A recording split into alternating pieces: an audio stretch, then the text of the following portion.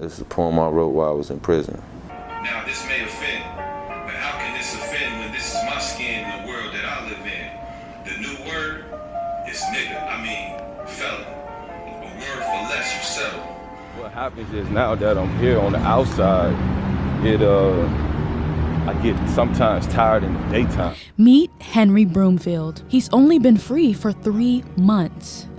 December 25. And next week is his birthday. Yeah, he allowed me to come Saturday because I haven't seen you since I was a teenager. The first time he'll see his sister in 28 years. We talk a lot because we all we got left now. When I was born, she didn't have no kids, so I was like her son. His mother and both of his brothers died while he was in prison. He still thinks about the day he says everything went wrong. A guy that I was close with, such and such robbed me, and he put the gun in my baby mouth. So then that's when the decision was made. So I made a bad decision at 17 years old and paid for it. Teens, 20s, 30s, 40s, and I'm being judged. Then there was Stateville Correctional Center. They roaches was like inmates. A lot of them guys had cancer, stomach cancer, because of that water. I know it was bad, like whenever I come from playing basketball and I drink some water, my stomach hurt. Come on now, that ain't normal. It's not normal, which is why Illinois lawmakers allocated $900 million to rebuild Stateville and Logan Correctional Center under a plan called RISE IDOC. But the community doesn't want it.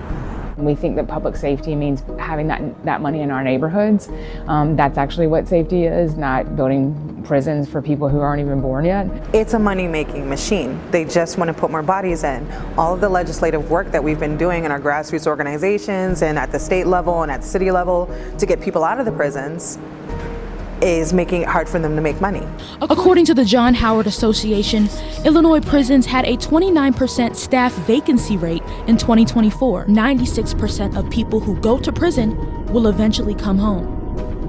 We are certainly not interested in expanding the carceral footprint in Illinois. However, we're very realistic about the fact that people who are currently incarcerated are living in conditions that are inhumane, unsafe, and frankly unacceptable. When I think about 900 million, I'm thinking about the communities that could use that funding. I can totally understand those who are opposed to it, but I also know that the current conditions that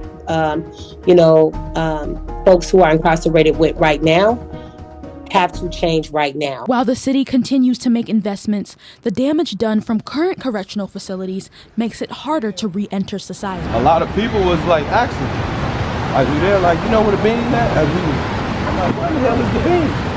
When I left and I got on the bus, they didn't cuff me up, but I was in a chair, I was in a seat like this.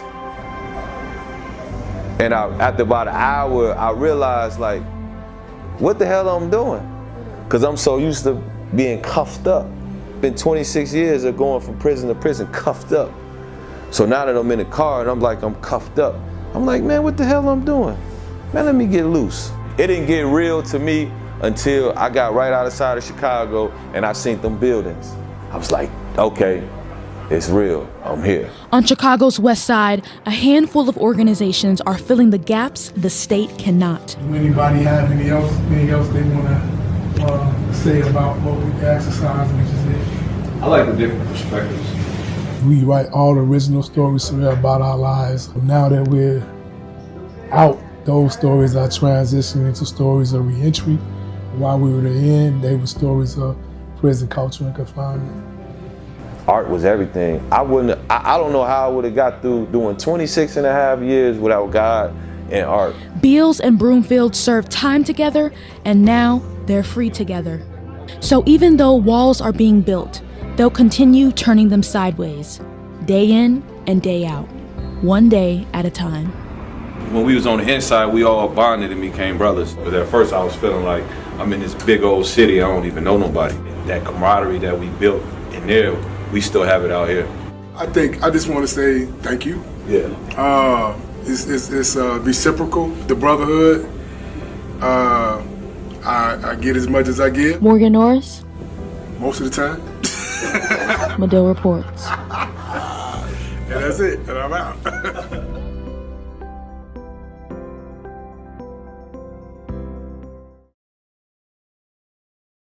Next door is 206.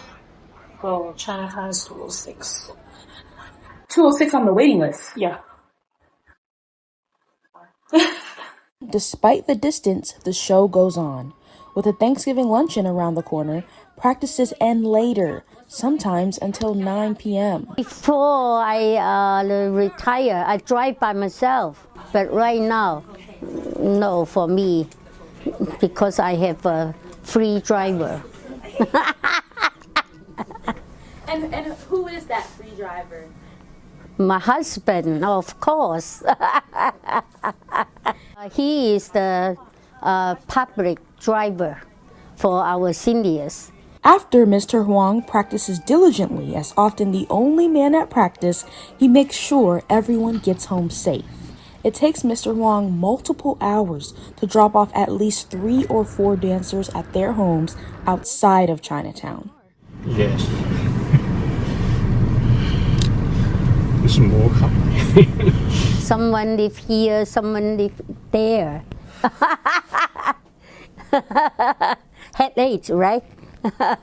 But we need to do it. My husband said that he wants to make sure everyone should be safe. OK，落嚟啊，件好事。咁啊，我哋嘅唐人街會越嚟越呢個適合呢個我哋呢個好多人適合啲居住同埋多啲呢個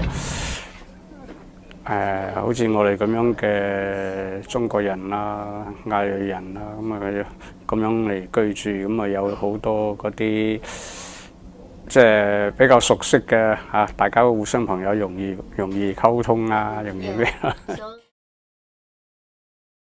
Korean beauty standard to you. Big eyes, fine, hair. 당시 가장 유명한 아이돌. Thinner or skinnier, like a doll body shape. 그다음에 코 오똑하고 그다음에 작은 얼굴을 좋아하는 것 같아요. Typically it was like a white skin. Whiter skin is white skin. white. 피부가 하얗고 그러니까 하얗고 좀 white skin. Like the white woman's.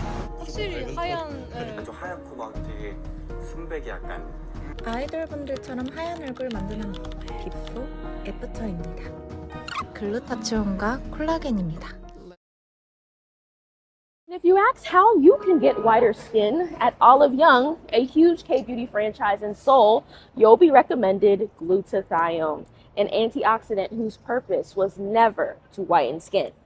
I don't think I have a great makeup skill, to be honest. Yeah, I'm more like into skincare than putting the makeup. So because I believe that true beauty comes from skincare. Olivia Choi's skincare routine may seem complex to the eye, but in Seoul's Gangnam district, where there are dermatology clinics on every block, it's normal. She started Seoul Beauty Global in 2019 after seeing how sought after K-beauty had become. Because I'm Korean and I just took for granted getting all this beauty treatment, I go to the dermatologist on a monthly basis because it's cheap. And then she was like, oh, I wish I lived in Korea.